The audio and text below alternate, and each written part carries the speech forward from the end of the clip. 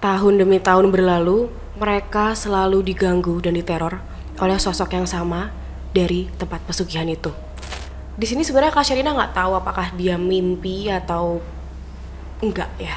Tapi yang pasti sosok itu datang, deketin Kak Sherina, terus nunjuk-nunjuk perutnya Kak Sherina dan bilang, "Itu milikku." Dia berusaha jaga kandungannya dan dia berusaha ngelawan. Tapi malah dibalas sama sosoknya itu. Kak Sherina dicekik terus dibanting sampai dia teriak dan kebangun juga.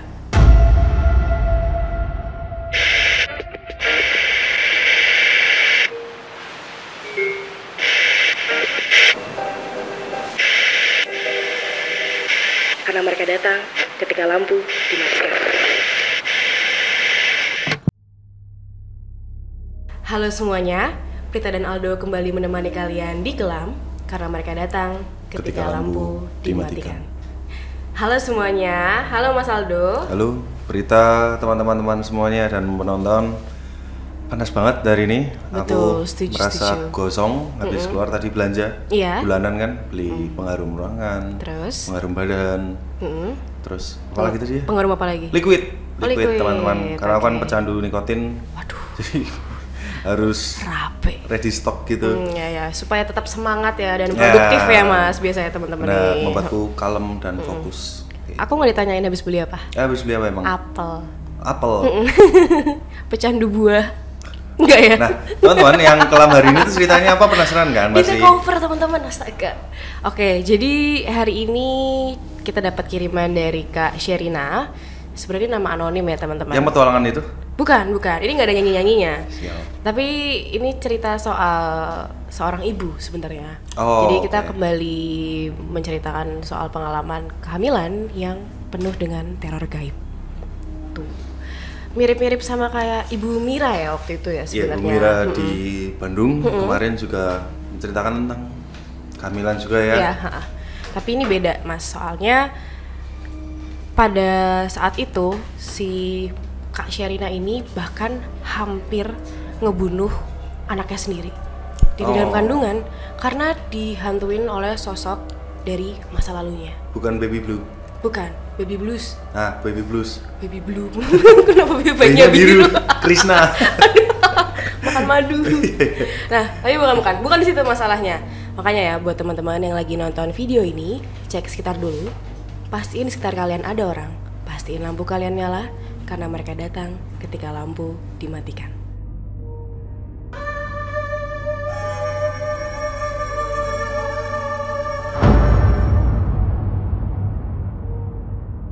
Jadi semuanya itu berawal di tahun 2012.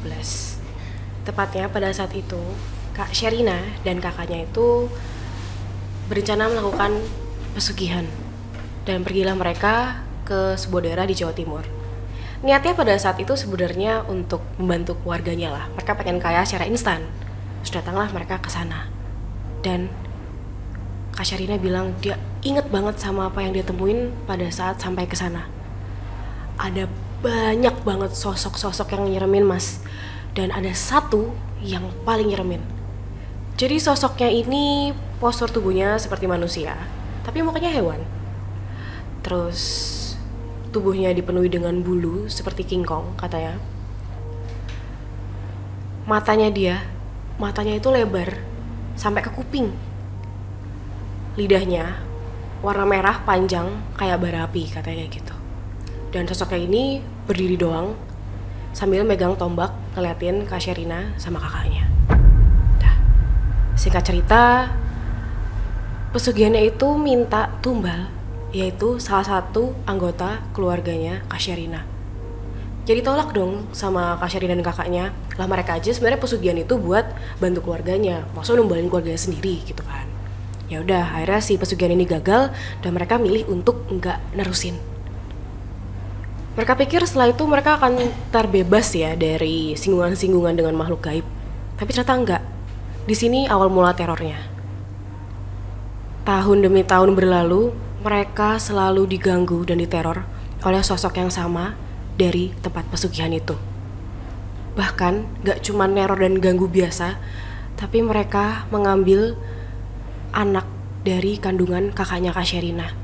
Jadi kakaknya Kak Sherina hamil 3 kali berturut-turut, itu anaknya diambil semua mas. Keguguran atau? Itu nggak diceritain lebih lanjut mas. Tapi yang pasti kakaknya Kak Sherina ini hamil 3 kali berturut-turut, anaknya diambil. Kak Sherina pun hampir ngalamin hal yang sama. Ketika hamil anak pertamanya, anaknya hampir aja juga diambil. Tapi bersyukurnya anaknya lahir hanya saja dalam keadaan yang sakit, dan akhirnya harus berpulang ketika berumur 6 tahun. Sosok ini terus ngantuin kehidupannya Kak Sherina dan keluarganya. Dan sosoknya ini minta untuk Kak Sherina ngelanjutin pesugihannya. Tapi tentu gak dilanjutin dong sama Kak Sherina kan. Singkat cerita, akhirnya pada tahun 2023 Kak Sherina dan keluarga mendapat berita yang membahagiakan. Kak Sherina hamil lagi. Tentu seneng dong kan. Wah, puji Tuhannya hamil lagi. Tapi di satu sisi, karena kejadian itu keluarga juga was-was mas. Akhirnya mereka kayak penjagaan ketat lah supaya anaknya Kak Sherina nggak kenapa-napa. Jadi sejak awal kehamilan, Kak Sherina ini langsung sering banget berdoa, terus juga minta syariat kepada orang-orang yang paham dunia gaib seperti Ustadz untuk menjaga kandungannya Kak Sherina. Pokoknya dia doa-doa terus pokoknya supaya kandungannya aman. Semuanya berjalan dengan normal dan aman-aman aja sampai kehamilan di bulan keempat. Jadi posisinya waktu itu Kak Sherina lagi kerja. Tiba-tiba aja badannya sakit banget. Dia mikir, oh ya udah ini kan karena efek kehamilan aja ya mas, gitu badannya sakit. Terus ternyata sakitnya ini berangsur-angsur makin lama selama 3 hari. Pokoknya sakitnya 3 hari. Terus Kak Sherina juga demam tinggi banget sampai akhirnya dibawa ke rumah sakit. Dibawa tuh ke rumah sakit. Terus pulang lah karena disuruh bed rest sama dokternya. Pulang, istirahatkan tuh Kak Sherina di rumah. Di malam ketiga, Kak Sherina didatengin sama sosok itu lagi. Di sini sebenarnya Kak Sherina nggak tahu apakah dia mimpi atau enggak ya. Tapi yang pasti sosok itu datang, deketin Kak Sherina, terus nunjuk-nunjuk perutnya Kak Sherina dan bilang, itu milikku, kayak gitu. Terus Kak Sherina kaget, teriak, dan sosoknya langsung hilang gitu aja. Di situ Kak Sherina cuma bisa nangis sambil megangin perutnya kayak berdoa, ini jangan diambil gitu. Kejadian ini kan akhirnya diceritain ya sama suaminya. Terus sang suami langsung buru-buru manggil Ustadz buat nenangin Kak Sherina. Dan setelah diskusi, Ustadznya ngomong, iya ini sosoknya kembali lagi, sosok yang sama dari pesugihan itu. Dan sang Ustadz ini bilang, tolong keluarga bener-bener menjaga ketat lah gitu. Tolong sering-sering doa dan sering-sering zikir, mohon perlindungan sama Allah gitu. Itu minggu-minggu berikutnya tuh aman. Memang Kak Sherina gak digangguin sampai akhirnya ada satu momen. Jadi posisinya Kak Sherina ini baru pulang dari kerja. Tiba-tiba aja perutnya sakit banget, kram, dan Kak Sherina itu pendarahan dari bagian daerah kemaluannya. Panik ada apa-apa dengan kandungannya, dibawalah ke rumah sakit. Dibawa, berobat, dan pulang. Ternyata kepulangannya Kak Sherina udah ditunggu-tunggu sama sosok itu. Jadi pas baru mau sampai rumah, baru di depannya nih, sosoknya itu ternyata nunggu di depan pintu rumah mereka. Terus kembali nunjuk perutnya Kak Sherina dan bilang, itu milikku. Terus hilang gitu aja. Akhirnya hari-hari berikutnya Kak Sherina diliputi dengan ketakutan. Dia kepikiran ini anaknya gimana ya nanti, dia harus apa. Dan dia cuma bisa doa untuk keselamatan anaknya. Tapi tetap aja sosoknya gak berhenti gangguin keluarganya Kak Sherina. Bahkan suatu waktu pas Kak Sherina ini lagi boncengan sama suaminya, dia tuh sekelebat lihat sosok itu. Gak lama motor mereka jatuh dan Kak Sherina dan suaminya itu hampir ketabrak mobil. Itu nggak tahu ya cocok logi atau gimana, ataupun mungkin kebetulan aja, tapi ya itu pas banget gitu loh mas. Pas banget lihat sosok itu. Terus tiba-tiba Kak Sherina kecelakaan. Pokoknya udah gangguannya makin gak jelas, makin parah. Sampai suatu malam Kak Sherina akhirnya ketemu lagi sama sosoknya ini dalam mimpi. Sampai ke bawah mimpi? Sampai ke bawah mimpi sekarang akhirnya. Di mimpi itu sosoknya masih ngomong hal yang sama. Dia datang, tapi katanya kali ini deket banget sama Kak Sherina. Nunjuk-nunjuk perutnya lagi, terus bilang ini milikku. Di situ Kak Sherina teriak katanya, dan dia berusaha buat menjaga anaknya. Dia berusaha buat jaga kandungannya, dan dia berusaha ngelawan. Tapi malah dibalas sama sosoknya itu. Kak Sherina dicekik terus dibanting. Sampai akhirnya dia teriak dan kebangun juga.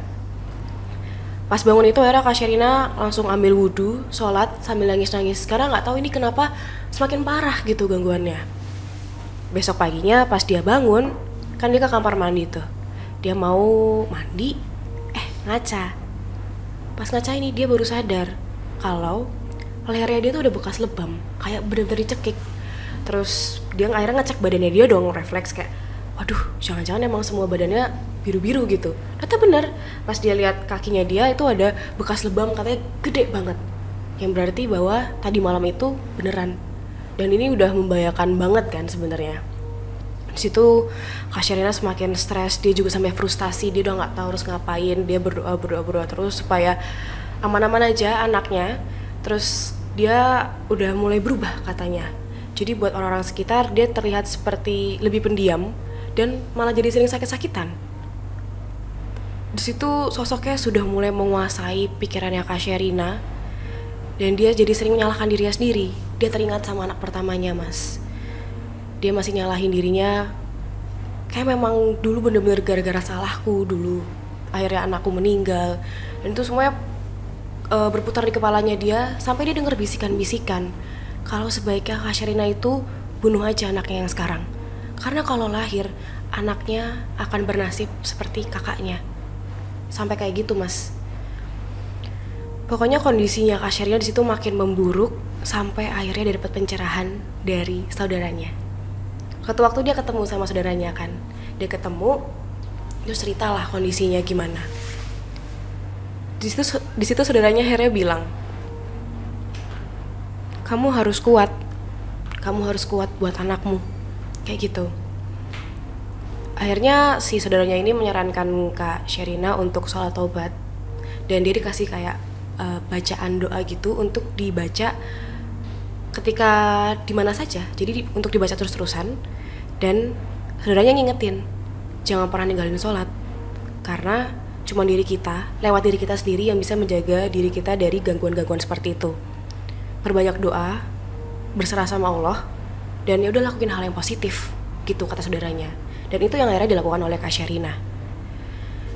Akhirnya dengan dukungan suami dan keluarganya ya, akhirnya Kak Sherina bisa menghadapi ini semua.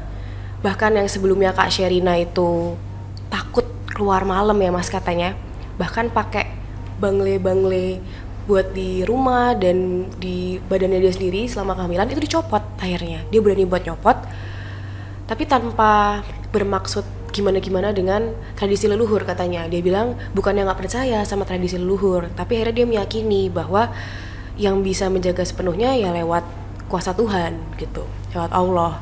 Akhirnya dia lepas itu semua dan ya berserah sama Tuhan aja. Dan syukur akhirnya anaknya lahir dengan selamat. Sebenarnya kadang sosok itu masih sering gangguin Kak Sherina dan keluarga. Masih sering datang, tapi lewat doa aja akhirnya sosoknya itu bisa hilang. Begitu terus. Cuman ya Kak Sherina berharap semoga sosok itu gak pernah gangguin kehidupan dia dan keluarga lagi lah. Dan Kak Sherina pun udah sadar dan menyesal kalau dulu tuh pernah ngelakuin pesugihan. Dia udah mencoba untuk berobat ke beberapa orang pintar, tapi hasilnya nihil.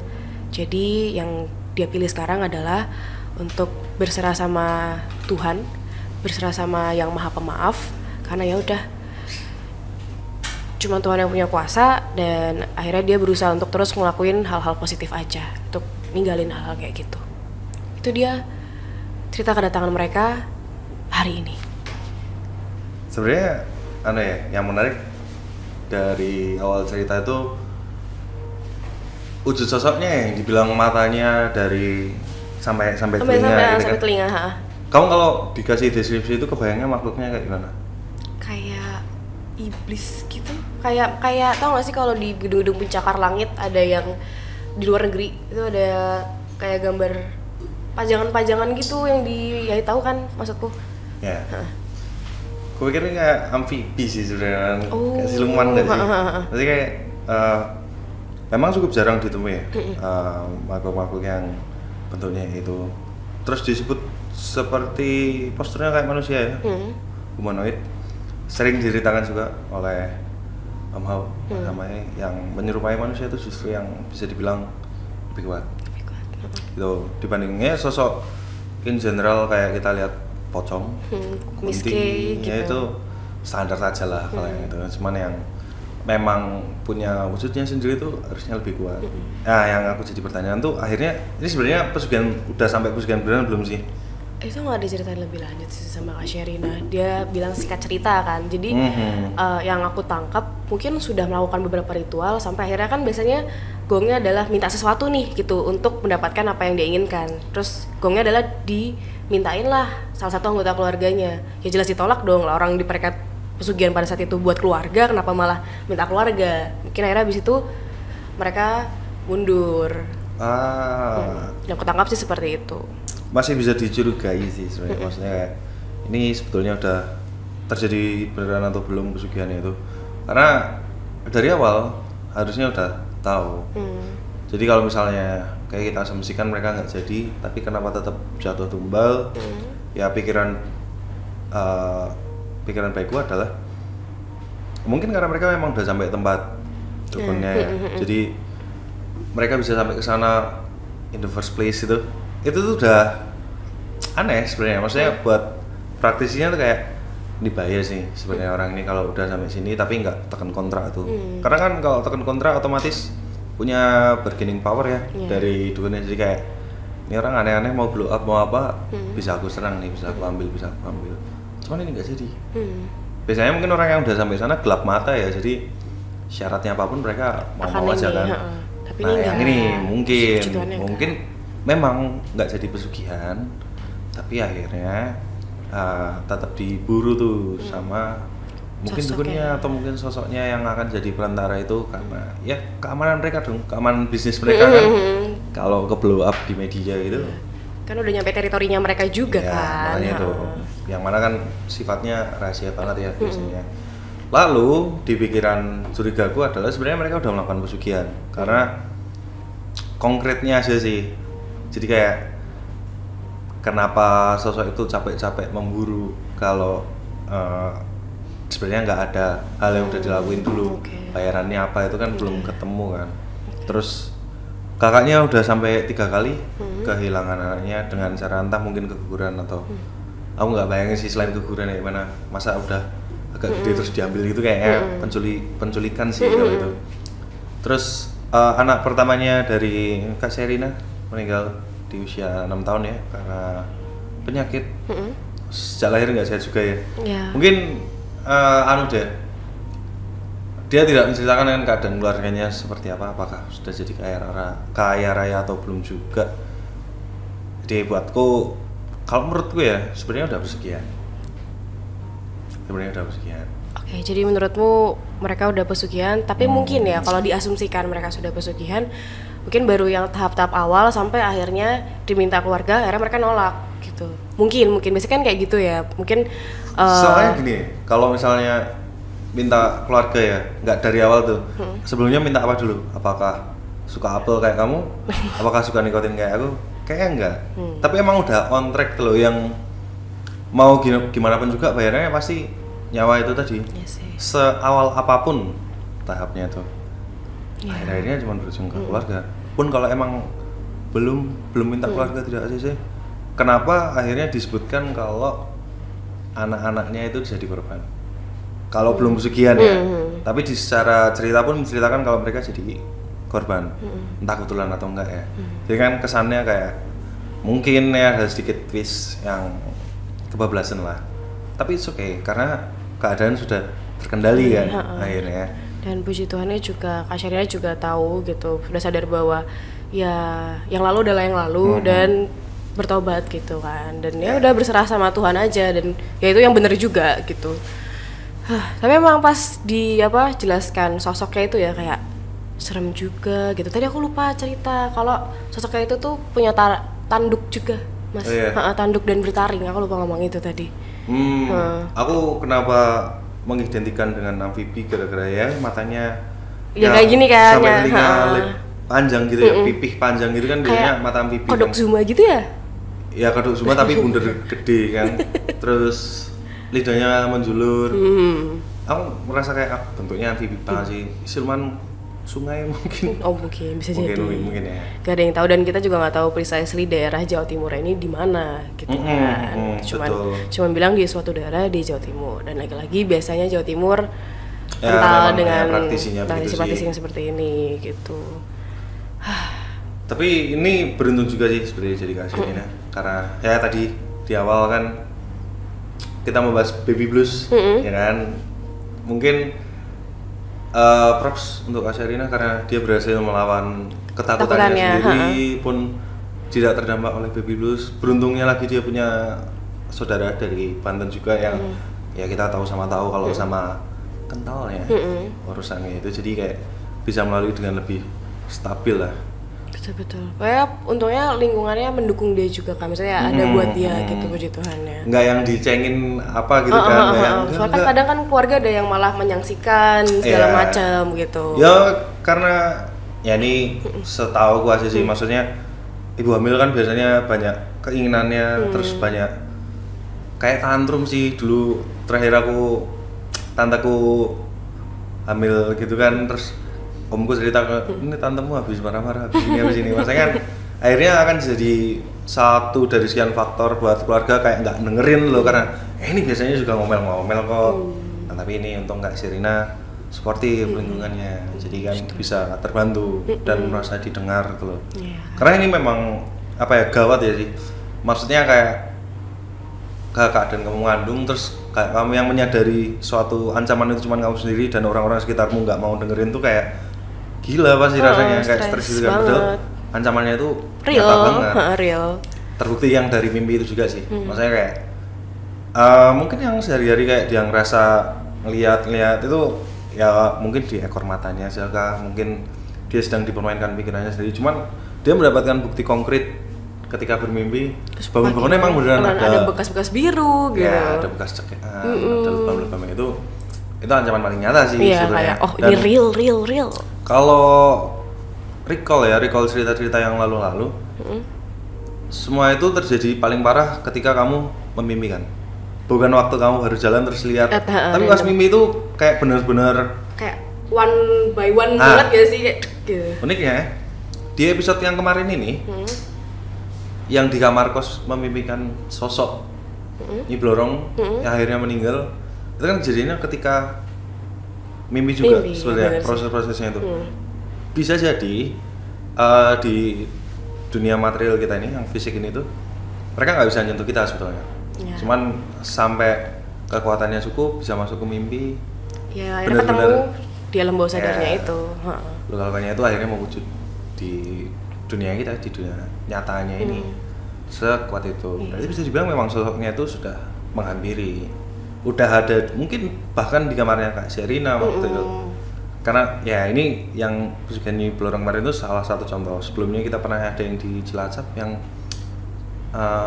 Kak Dewi yang suaminya disekek juga. Maksudnya semua terjadi ketika ada di alam mimpi. Karena di alam mimpi kan kita literally di depan kita gitu.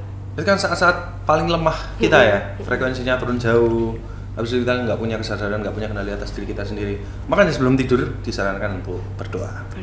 Cuci kaki.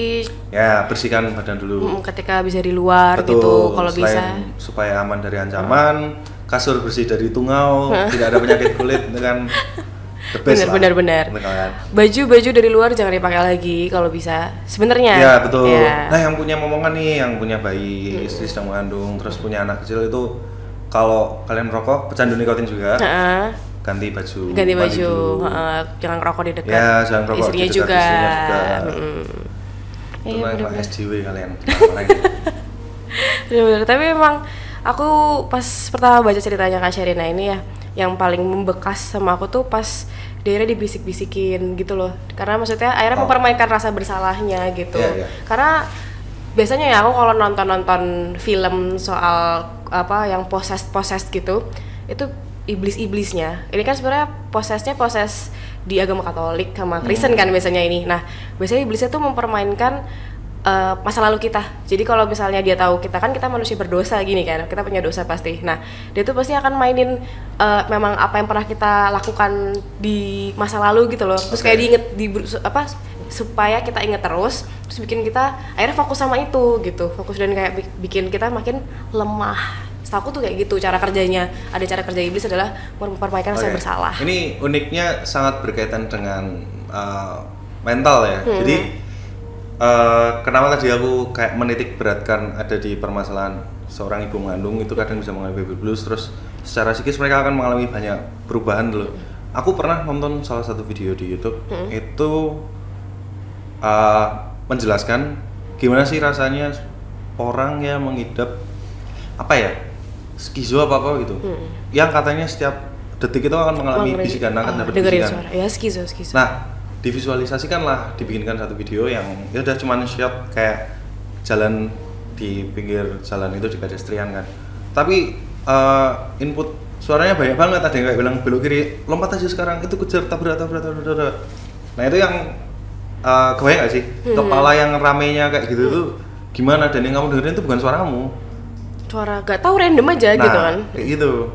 Nah ini yang tadi bersyukurnya kenapa lingkungannya sangat suportif adalah bisa jadi Kak Sherina itu mengalami bisikan yang kayak itu, yang ramai banget kan suaranya, apalagi sedang mengandung. Ya seorang ibu lah mungkin kan banyak ya yang awalnya bisa aktivitas terus jadi melambat geraknya, terus jadi badannya sakit-sakit dan lain-lain. Itu kan kayak wah ini untung sportif, kalau enggak udah ini paling cuma dianggap kayak biasa kayak gitu, lagi stres aja gitu ya sepelekan lah, tapi untungnya enggak ya gitu. Makanya tuh udah manipulasi pikirannya ini kan emang yang bikin wadidaw juga ya so called iblis, siluman, setan dan lain-lain apapun kan wujudnya ya pasti manipulatif, pasti akan memainkan kita gitu dulu, karena ya pada awalnya kalau kita udah ngerasa takut, mereka makan ketakutan itu, terus ya udah makin punya cara lah buat punya celah buat masuk ke kita gitu, ya.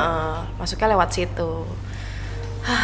Memang kalau di cerita kali ini ya, kedatangan mereka itu karena apa mas? Kirain aja. Ya, kalau menurutku aja ya, kalau menurutku sih mereka datang kali ini gara-gara kita lagi lengah gitu. Kita lagi, karena maksudnya konteksnya pada saat itu pesugihan ya. Kita lagi perlu suatu hal dengan cepat, kita lengah, kita capek, kita mau cari yang instan, mungkin sedang tidak dekat dengan yang Maha Kuasa juga mungkin. Terus ya udah akhirnya kita cari pertolongannya sama yang kayak gitu. Menurutku sih gitu. Menurut Mas gimana? Ya karena kepikiran mau pesugihan aja ya, atau bahkan mungkin udah pesugihan.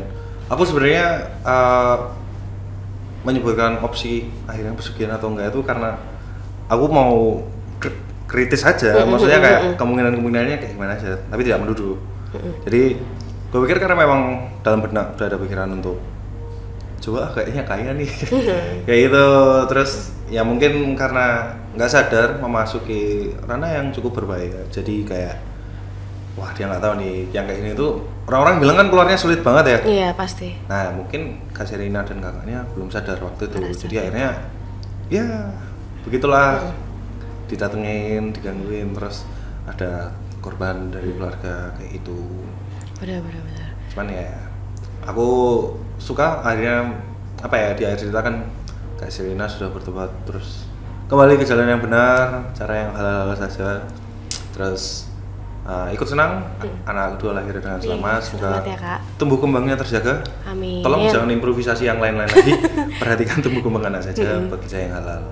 Itu sih yang positif aja ya. Mengutip kata saudaranya Kak Sherina, jangan tinggalkan sholat teman-teman, jangan tinggalkan ibadah apapun agamanya, dan lakukan hal-hal yang positif aja gitu.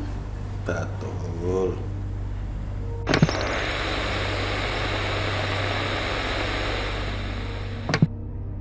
Itu dia cerita kedatangan mereka hari ini. Udah nyampe hari ini teman-teman, udah subscribe belum? Kalau belum, subscribe dong. Terus apa aja Mas Aldo? Dukung kita terus lewat apa aja? Ya, cara mendukung podcast Obrolan Santai dan program Kelam tentunya dengan cara subscribe ke YouTube Obrolan Santai. Lalu follow kita di Instagram @podcastobsan, dan tentunya di TikTok kita juga ada @podcast obrolan santai. Ya, bener banget Mas. Dan jangan lupa buat teman-teman yang ceritanya mau dibacakan, kirim ke arsipcerita@gmail.com. Terima kasih banyak buat Kak Sherina juga sudah berbagi cerita ke kita. Sehat-sehat terus untuk keluarga dan debaynya. Terus buat teman-teman, sampai jumpa di episode selanjutnya. Karena mereka datang ketika lampu dimatikan.